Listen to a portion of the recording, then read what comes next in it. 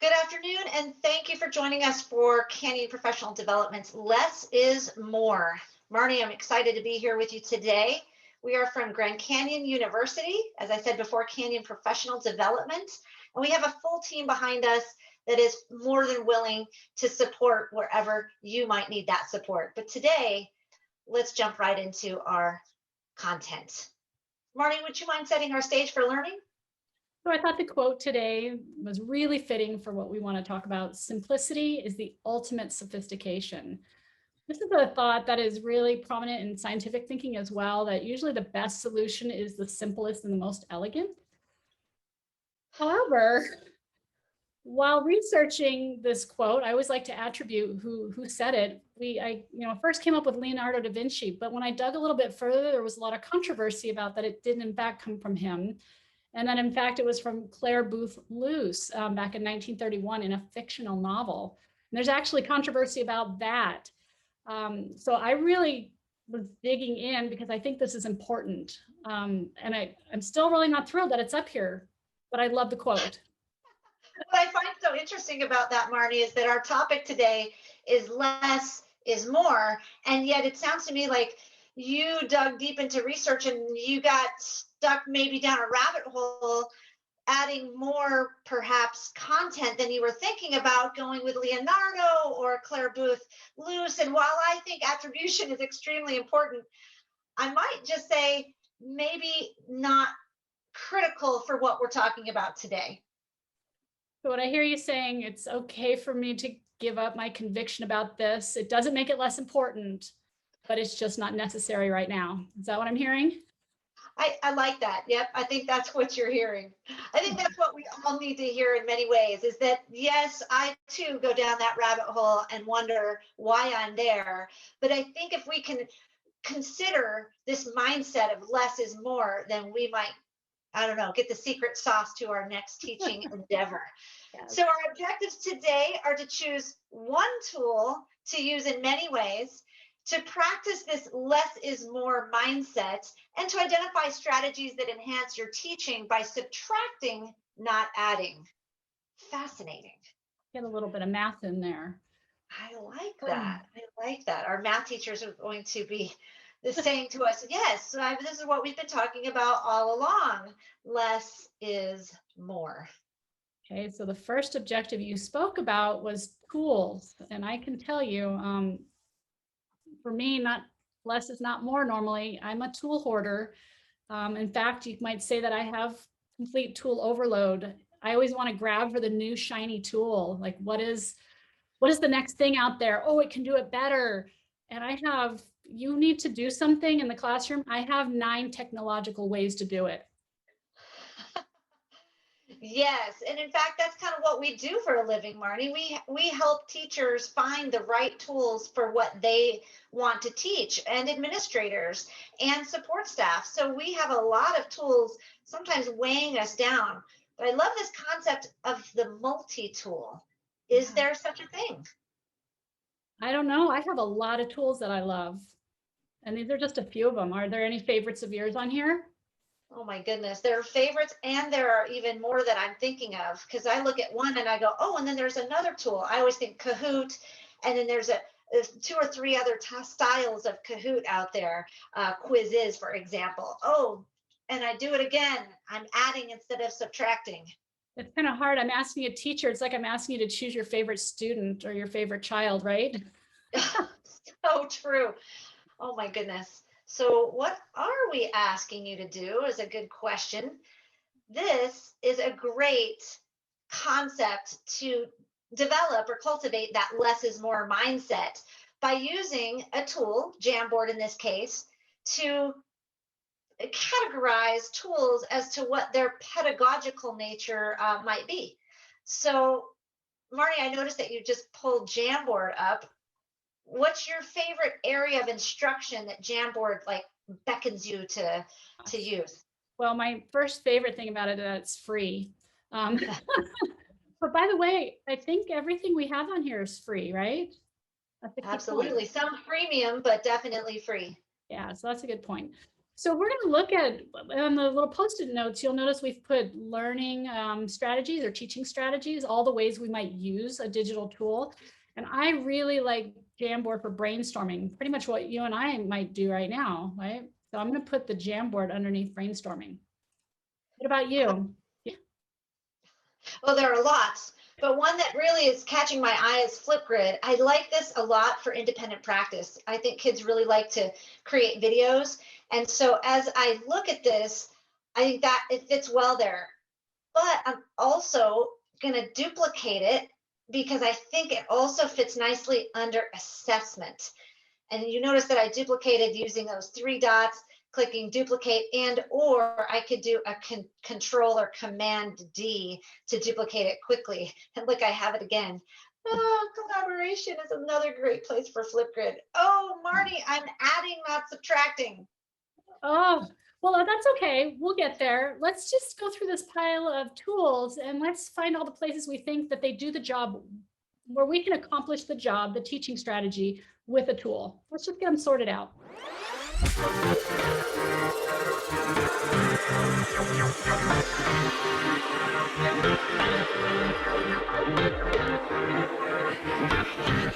Well, Marni, I feel like a one tool fits all, where it was interesting. I was brainstorming and thinking, and then I hit Padlet and I went, oh, that's a tool I use all the time. So interestingly, as we talk about less is more, I'm looking at one of these tools, Padlet being the one I'm choosing right now. It really does hit everything. I use it to brainstorm. I use it for assessment. I use it for guided instruction, independent practice. Oh my goodness, my students communicate using Padlet. I can directly instruct asynchronously, which I like. Kids collaborate using Padlet, and I can use it as an anticipatory set or a hook. Do you have one that did it all? I didn't. I could, you know what? I could make some of them do them all, but I didn't actually in this exercise get one to do all of them. Let me ask you a question. Does Padlet do all of these perfectly for you? No, in fact, the very last one, the anticipatory set or the hook, I was like, but I remembered one that I had seen in a resource bank that was absolutely like, I want to know more. So yes, it wasn't 100%, but I don't know, 80-90% is not bad, right? Absolutely. Sometimes we have to give something up to increase our effectivity. I like that concept. Right? So I just want to point out one quick thing. You'll notice that I made these circles using Jamboard because I love Jamboard. So I was just able to use the circle tool, change the color, duplicate it just the way you showed me to highlight. So it's a really good thing to brainstorm and then highlight some points, right? And you make a point with Jamboard. I think Jamboard is like a Padlet in many ways. Like, so we have two tools. You might really gravitate towards Jamboard and I gravitate towards Padlet. And that's what makes the world go round, variety. Yes. And they each do something better than the other. But our point there is you can do without some of the tools some of the time. And I really love this activity. If I were, a principal of a school, I would love to do this activity to start the year out by saying, what tools can you focus on? One is can do multiple items, that multi-tool concept, because then you're allowing, as you said, permission, kind of giving permission for me as a teacher to feel like, okay, just one tool. And it might even give the administrator an idea of which tool to purchase for the staff. If you see Padlet coming up again and again, maybe that's where you spend your money on the premium tool. Yeah, really good point. So, we've just went through this, we keep telling you less is more, but there is some research behind it. It's not just us saying, cut some tools out. So I'm going to challenge you, Cori, here. I'm going to ask you in just a moment to remember a string of numbers. I'm only going to give you a short time. I'm going to ask you not to cheat. Don't write them down. Don't take a picture. And I'm going to give about 5 seconds. I'm going to tell you ahead of time it's a string of 10 numbers, so you can be thinking of that. And just see how many you can remember. Are you ready? Let's do it. Okay, here you go. And you can use any tactic you want. All right, so my string of numbers, 84193014678, 8419301467419301467. And time is up. Can I tell you? Sure, can you? 841930715. Oh, 1529. Okay. You're actually 8419. really good. Ah, You did a really good job. And you know, it's funny, something else in psychological research, and we know this as teachers, that movement and pattern and song help you remember things, and you were doing exactly that. So that was brilliant. all that foreign language, world language training in my past to try to remember, verb tenses, etc. But I totally lost at 8419, and then I was like, what comes after that? So, Right. okay. So you were really able to accurately and pretty easily remember 4 pieces, and you probably could remember those 4 pieces for a little while, but not much more than that. We've heard the tale that phone numbers were made 7 digits long because that's how many we could remember. We hear that humans can handle 7 pieces of information or up to 10. That's really not true. We have a limit on how much information that we can hold and keep active in our mind at any one time. It's called a working memory. And just as you showed us, it's only 3 to 4 pieces max. So we need to click in. Yeah, and it's bits of information. It's not big concepts. It's just little bits of information that you may want students to put together into a larger context. And then you want them to think about them, remember them, understand how they relate to one another, put them in their long-term memory, and then retrieve them, right? That's the idea.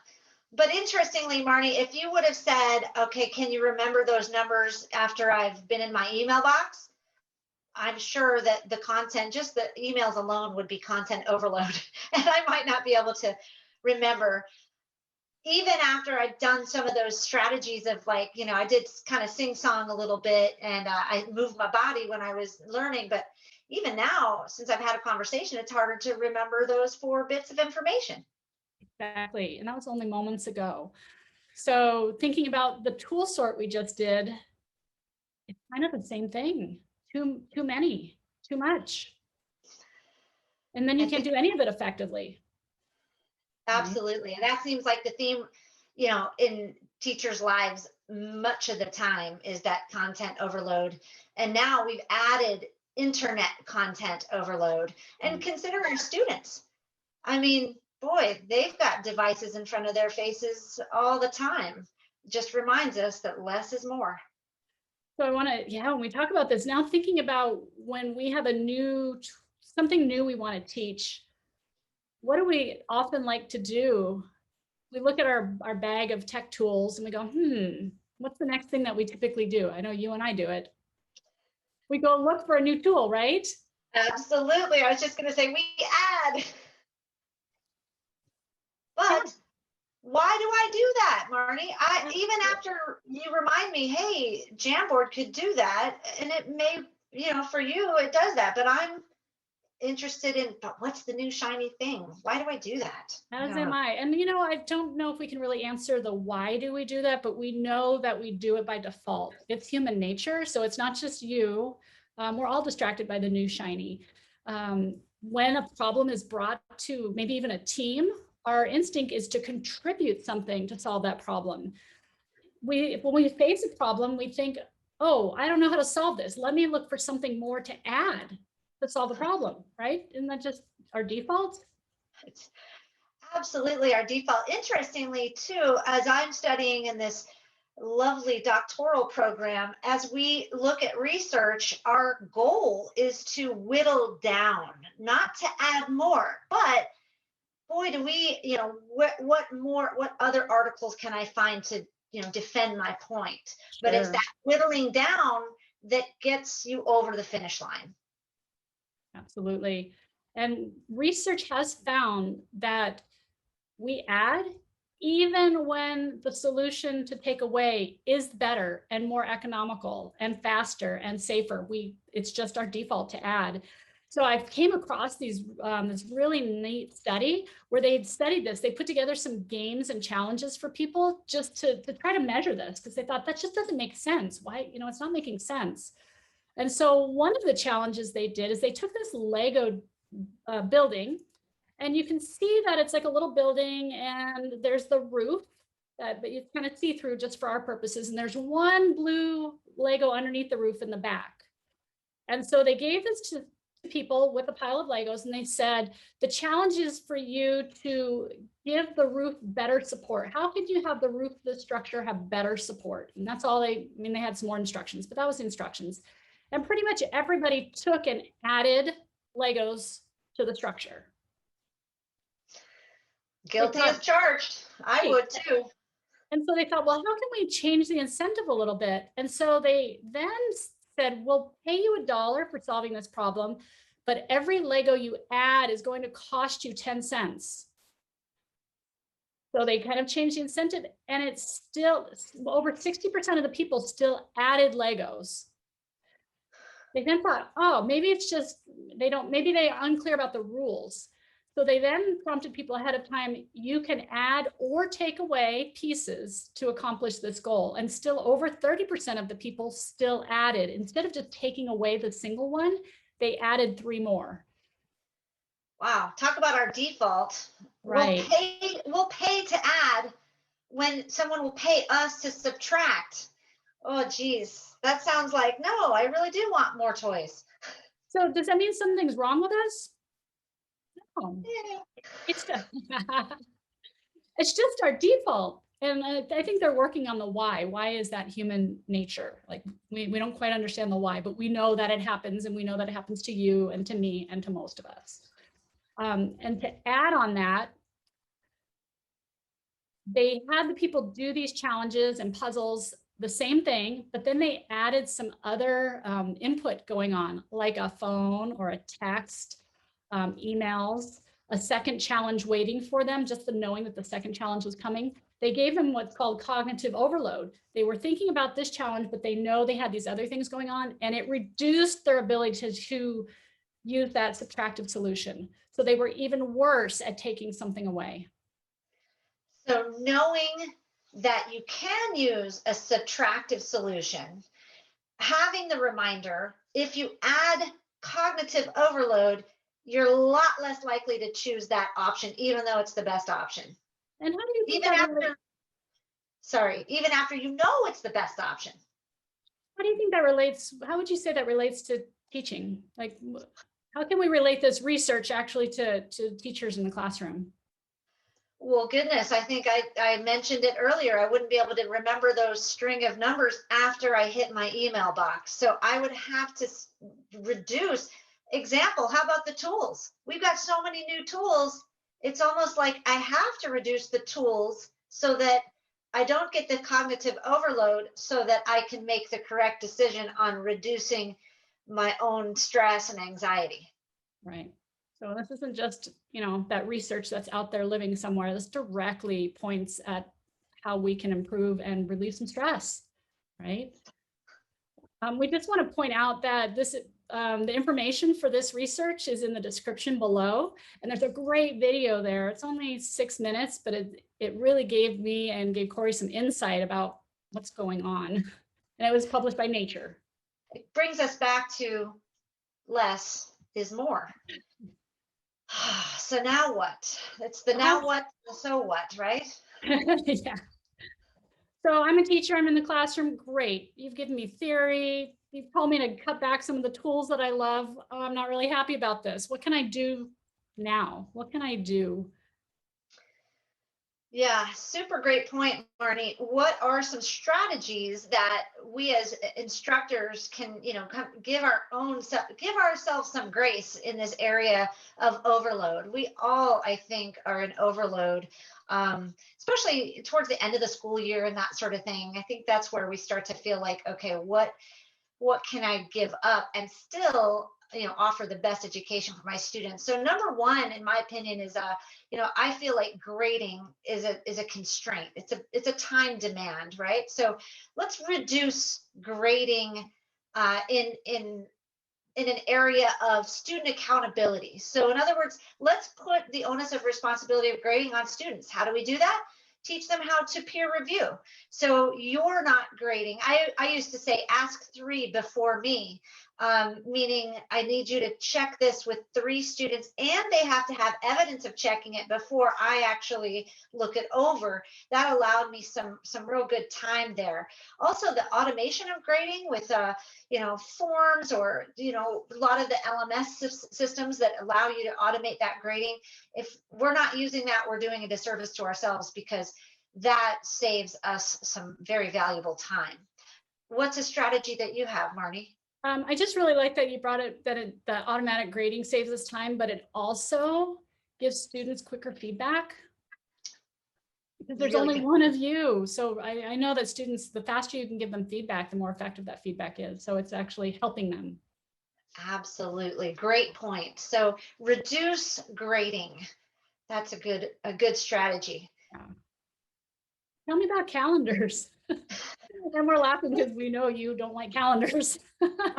Calendars make me nervous. There's no question. Marni and I have this conversation a lot.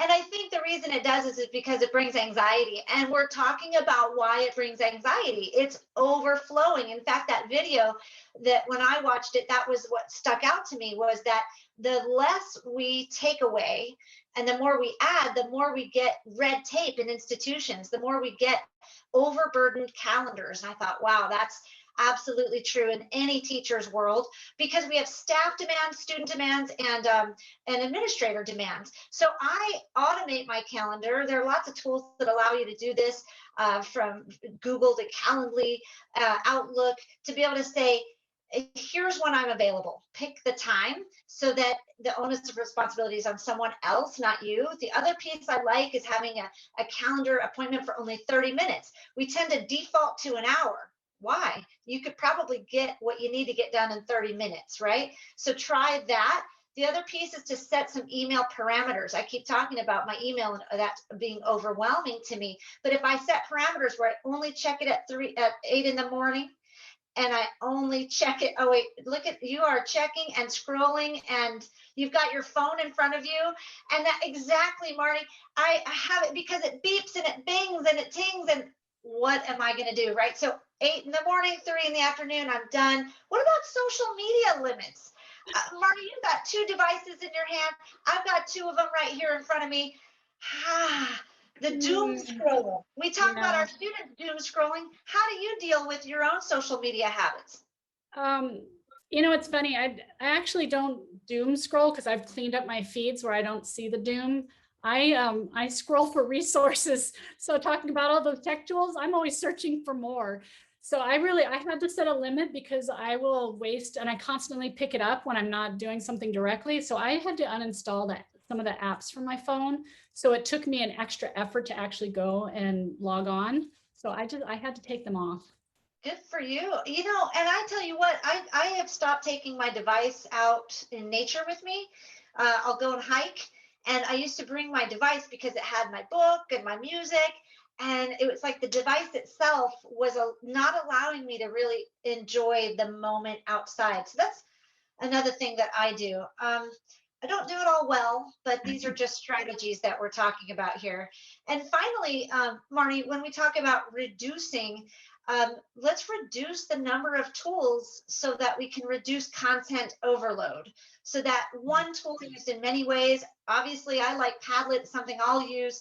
You might use Jamboard for a lot of your items. But boy, wouldn't that be great for an administrator to say, just show me one tool. Let me see how you use it in all these different ways. That might even encourage a teacher to not use too many and get that overload. Sure. Additionally, you use the shared resource banks even more than I do. I love this. It's like not reinventing the wheel.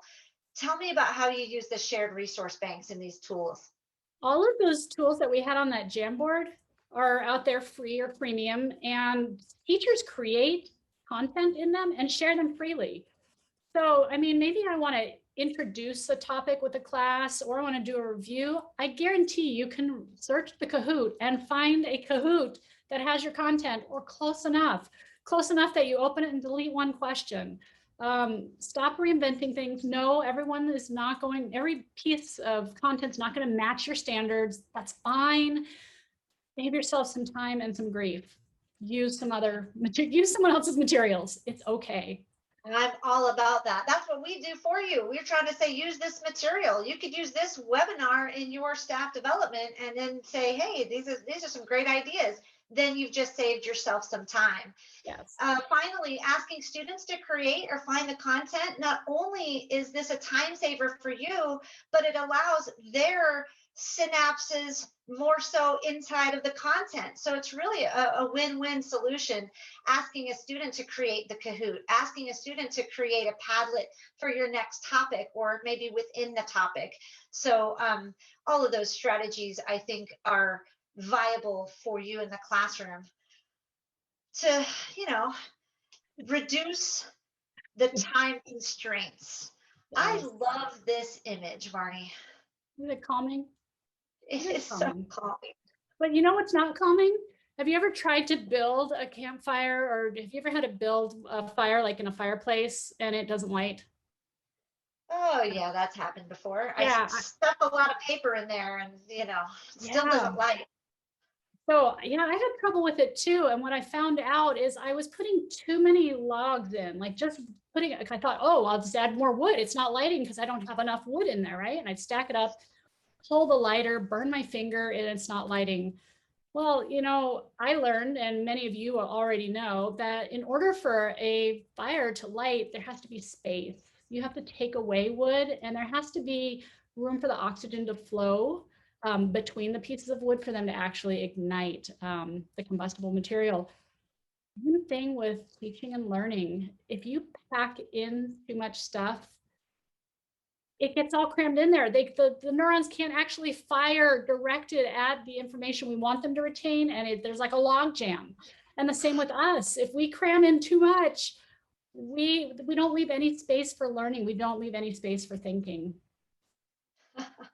And dare I say, we tend to burn out. Had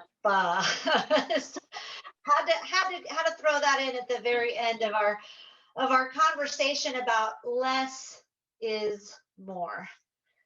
I tell you what, Marni, I just appreciate you and what I can learn from asking others for help. And we are here not lightly. We are here to empower, educate, and inspire our community so that they take action to fulfill their purpose and to serve others. We appreciate you coming along with us today to cultivate that mindset of less is more. Please subscribe now for more free PD. Wait a minute, hold on. Less is more?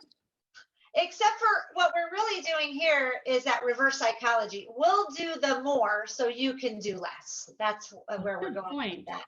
You like that? How can they find us? So find us on Twitter, Facebook, YouTube, and at our website here at Grand Canyon University. We are Canyon Professional Development, canyonprofdev@gcu.edu. And if you would be interested in some customized professional development, there's a link there in the description below. We appreciate your time today. And until next time, this has been your Canyon PD's Wednesday webinar series. See you next time with less and more.